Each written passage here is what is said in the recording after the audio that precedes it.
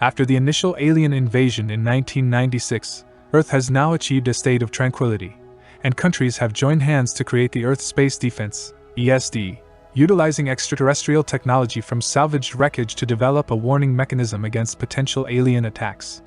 The ESD's main office is located in Area 51, with additional installations on the Moon, Mars, and Rhea, one of Saturn's moons. Nonetheless, unbeknownst to humans, there are still extraterrestrial beings keeping a watchful eye on Earth, and the ex-president Whitmore is experiencing recurring nightmares about it. In his recurring dreams, the former president, Whitmore, sees an enigmatic circular shape with an unceasing line that he cannot resist drawing.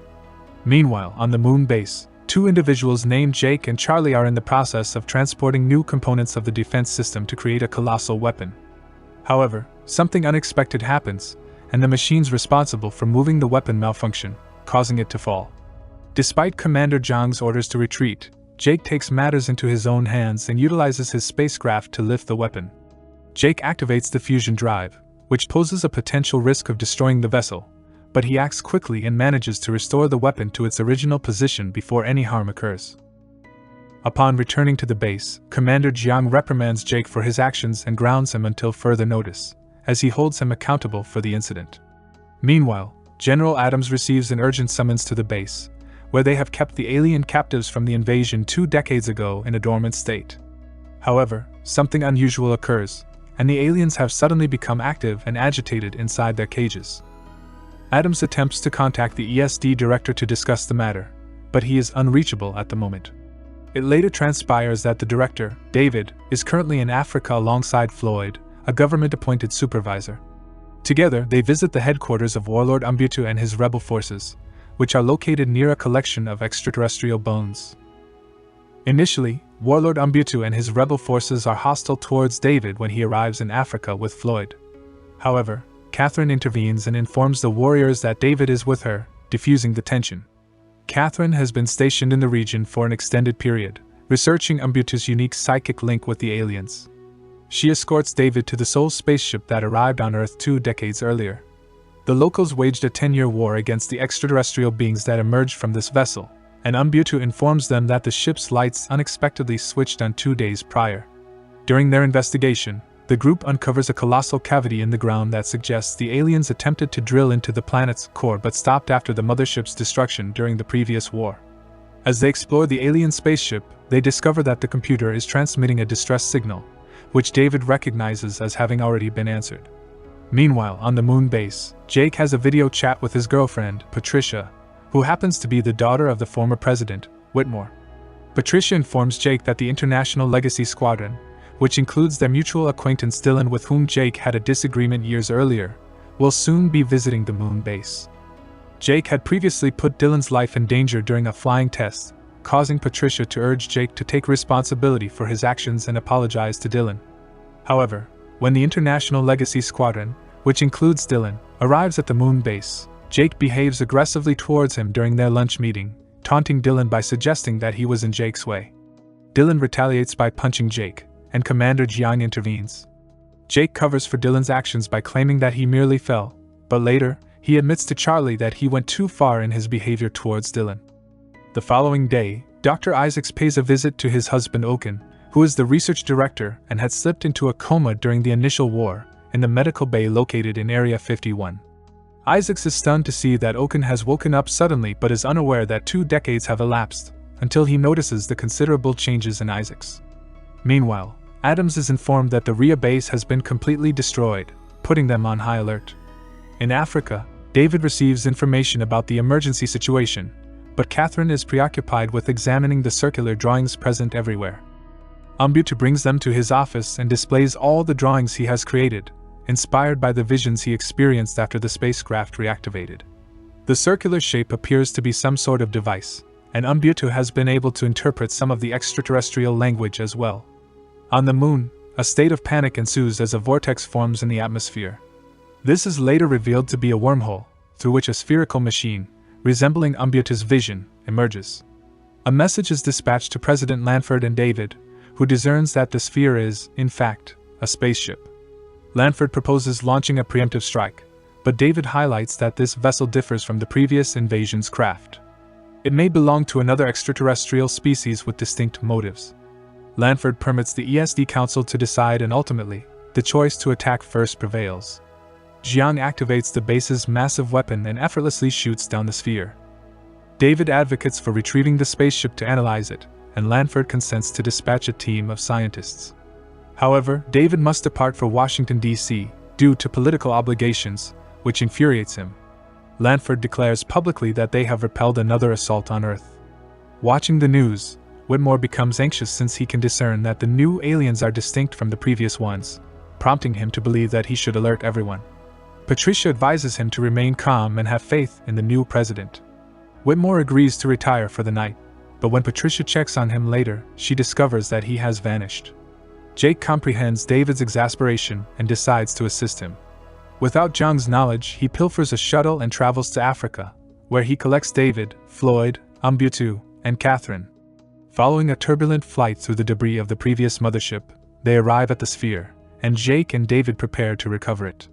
Meanwhile, on Earth, the United States is hosting festivities to celebrate the First War's triumph anniversary. Whitmore disrupts Lanford's address in an attempt to alert everyone, but he suddenly experiences severe pain and falls unconscious. In the hospital chamber, Oaken begins sketching equations on the walls when he too suddenly experiences the same pain, which is followed by Umbutu. On the moon, observers are stunned to witness a new extraterrestrial mothership approaching and hovering perilously close to the surface. Charlie hastens to seize control of the shuttle and retrieves Jake and David just in time to avoid being crushed. Adams receives the warning on Earth and cancels the festivities, while Jake assumes control of the shuttle's navigation so that Charlie can utilize the robotic arms to retrieve the sphere.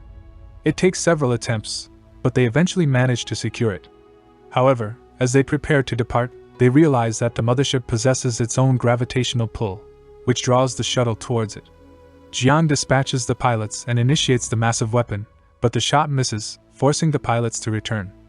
Jiang commands the evacuation of the moon base as the mothership counters their attacks, obliterating their weapon and causing damage to a substantial area of the moon.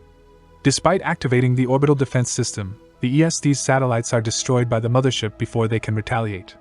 Shortly after, the mothership descends upon Earth, bringing down Jake's shuttle in the process. The close proximity of the ship results in the destruction of multiple cities, as its gravitational force affects both structures and people. David realizes that the mothership is headed towards a landing on the North Atlantic Ocean, causing Jake to maneuver the aircraft in risky ways to avoid debris. Lanford gives the order to evacuate all coastal cities, but unfortunately, some boats do not receive the message in time. Julius, David's father, is sailing when he spots the colossal ship approaching. He calls David to inform him of the size of the new mothership, but the call abruptly ends when another boat collides with Julius's. The elite pilots stationed on the moon are called upon to assist with the defense efforts. However, Dylan arrives too late to save his mother, who bravely aids a woman and her baby in escaping before the hospital building she is in ultimately falls. Whitmore and Patricia rendezvous with Adams at Area 51, where they are unexpectedly joined by Oaken, who has managed to escape his room. The captive aliens in the facility appear to have become agitated, and Oaken believes they are celebrating. As David and his team arrive, Whitmore takes a daring move by sneaking into a secured room and releasing one of the aliens in an attempt to initiate communication. The alien uses its tentacle to grasp Whitmore and speaks through him, uttering the cryptic message. "She has arrived, she is all." Catherine presents the alien with a circular symbol and inquires about its meaning, causing the creature to react angrily. The soldiers notice that the agitated alien is about to harm Whitmore, prompting them to open fire to prevent any harm. However, the bullets prove to be ineffective. Fortunately, Umbutu intervenes and attacks the alien with his blades, shattering its armor and exposing a small alien creature which he quickly eliminates. Meanwhile, at the coast, a group of siblings who recently lost their parents are attempting to flee the area and locate a safe haven. As they search through the wreckage, they stumble upon the wreckage of Julius' boat with him unconscious inside. After confirming Julius is still breathing, the group brings him along with them. The team at Area 51 conduct a thorough scan of the mothership, leading David to deduce that the alien's message, "She is all," refers to the fact that they are a collective hive, with their queen having just arrived. A reconnaissance aircraft sends them a live video feed from beneath the ocean, revealing that the mothership is drilling into the Earth's crust. It becomes apparent that the aliens are after the planet's molten core, and if they succeed in obtaining it, all life on Earth will perish. David recalls that during the First War, the aliens were defeated by destroying the mothership, which suggests that there must have been another queen within the ship at that time. This revelation leads the team to conclude that they do not need to destroy the more powerful mothership, but rather to eliminate the queen. Lanford grants approval for a mission to locate and destroy the queen, and all pilots prepare for the task. Drones are deployed to disable the ship's shields, allowing the pilots to provide cover for the bombers, which will launch cold fusion warheads to breach the hull and eliminate the queen. As they approach the mothership, the vessel activates its defenses, forcing the pilots to fly defensively while attempting to navigate around the heavy barrage of enemy fire. However, the ship's defenses prove to be too formidable, making it impossible to reach the top of the ship. Jake suggests that their only hope is to enter the ship after losing 2 bombers. Dylan acknowledges the danger but agrees that it's the only option, and Adams grants them permission to proceed while instructing the rest of the team to offer support. Upon entering the ship, they discover an unexpected and complete ecosystem. Meanwhile, Whitmore awakens and informs Patricia that the Queen is aware of their arrival. Patricia hurries to warn Adams of the impending trap, but they are too late. The Queen deploys a unique wave that incapacitates all of the jets. Despite the pilot's fatal descent, they manage to drop the bombs in an attempt to complete the mission.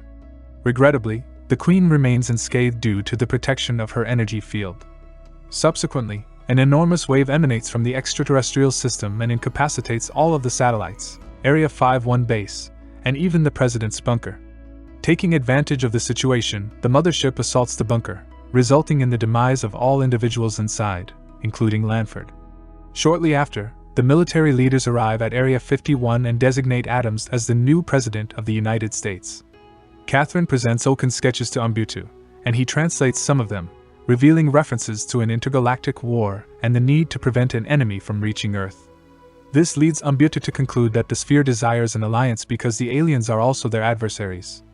Meanwhile, inside the mothership, Jake, Dylan, and a small group of pilots survive the crash and must take refuge within the ecosystem to evade capture. At the base, Oaken successfully opens the capsule with a unique laser and scans the sphere, but he detects no signals. Out of curiosity, Floyd moves closer to the sphere and touches its smooth surface, causing it to absorb his hands. After a few moments, the sphere activates and releases Floyd before communicating in English, which it learned from his mind. At the same time, the Queen receives a reading on her system and dons a massive piece of armor. The pilots can only observe as the top of the mothership suddenly lifts off to launch a new attack. The sphere then explains that it intercepted the aliens' distress signal and arrived to warn humanity, but humans attacked the sphere without first seeking information. The sphere's species has previously battled against the invading aliens, referring to the motherships as harvester ships, due to their function of extracting cores from various planets to serve as fuel. The sphere is the only remaining survivor from its home planet, and its system holds the key to advanced technology. The sphere has established a secret planet where refugees from other fallen worlds are taught to build weapons capable of defeating the invaders, which is why the aliens are frightened of it. Regrettably, now that the sphere has activated, the Queen can track its location. David proposes that they use the Queen's approach against her and lure her into a trap. Oaken and David propose concealing the authentic sphere within an isolation chamber, and replicating its radiation signal using a decoy inside a tug stocked with cold fusion bombs. This will entice the Queen to follow the fake signal into a trap. The sole requirement is the ability to track the Queen, which Adams reveals he can do with a radar truck left over from the First War.